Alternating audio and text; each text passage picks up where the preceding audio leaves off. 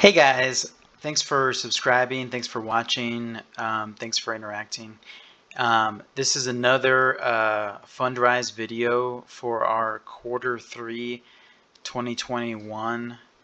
So this will be July, August, and September months that we're looking at the difference of. So this account that we have, we're currently valued at $30,000. And the dividends that we have, I know it takes a while for them to come up with what they're going to actually pay out, but if we just look for our dividends and subtract it from the 2021 total, we'll basically get the valuation of what we can expect for dividends this quarter. They did make a pretty big change to their overall platform. Basically, after October, they just went to a flat 1% fee if you have your holdings less than 5 years, versus before when they did it, it was kind of a staggered, like 3, 4, 5 years. It was like 3% penalty, 2% penalty, 1%.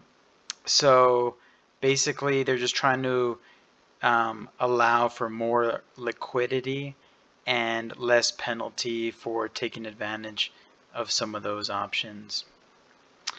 Also too, we do have an article basically talking about COVID, about the performance, because it was basically remarkable results because of the housing market.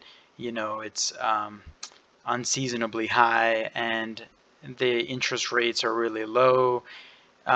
Construction is down, so basically all existing real estate assets are up, and basically just kind of goes into detail about that.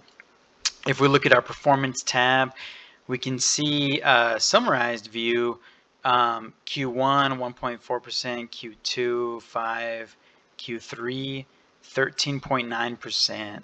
which for this portfolio, it's basically a year old, and so we were not expecting such year-to-date returns as 14% in Q3, which is basically it's mostly going to be appreciation, and that's going to hit us with a very high valuation. And we can also look at our NAV, and basically the NAV is the estimated value of real estate and other assets on a per share basis. Look at our account value and how we've grown over this past year, 1 year with Fundrise. I guess in about 10 days it'll be 1 year from October 13th to October 13th. If we look at our 2020 returns, we do have it broken out. Again, the advisory fees are just a nominal fee, very low dollar with comparison to the returns that we have. And we do have dividends that we're expecting. It'll probably be around $250, I'm assuming.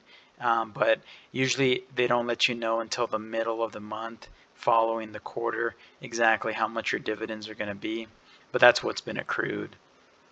And what we're doing is we're hoping for a J curve, so we're not taking any dividends, we're not removing any funds, we're only adding and hoping to get the greatest amount of appreciation that we can with Fundrise. So yeah, the principal invested basically is this 24,000 amount. That's the total amount that we've invested this past year. And of course, we saw the total returns are basically this $5,000 amount for all time. So it'll be about 1 year, almost 1 year. And that'll be it for this performance side. We can take a look at our portfolio. They do have a cool widget here, by the way, on the side where you can basically see a breakdown, and you can also edit this to see like your positions within each of the portfolios. Each one will have its own set of financials, its own prospectus, and other documents, things like that. Or you can just see the projects. So our real estate is about $29,000. We do have this Fundrise IPO, internet public offering, not the traditional initial public offering. And what's cool about this is the original amount that I paid for it, $1,090. And if you click on the C note, basically it'll tell you that this is what we originally paid for it. I think it was 100 shares at $10.90.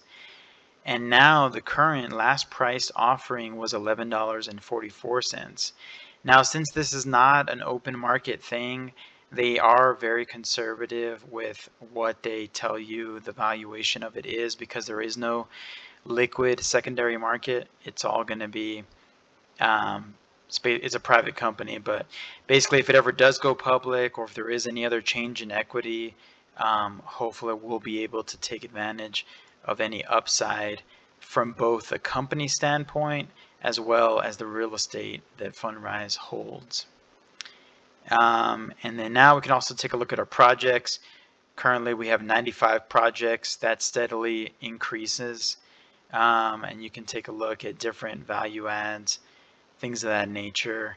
They do have a lot of single family, which again, in this extremely hot real estate market that we're in, has shown historically high appreciation prices, greater than we've ever seen before. So that's not necessarily typical, but it definitely is going to help us with our gains, with our appreciation, and hopefully rent increases, things of that nature.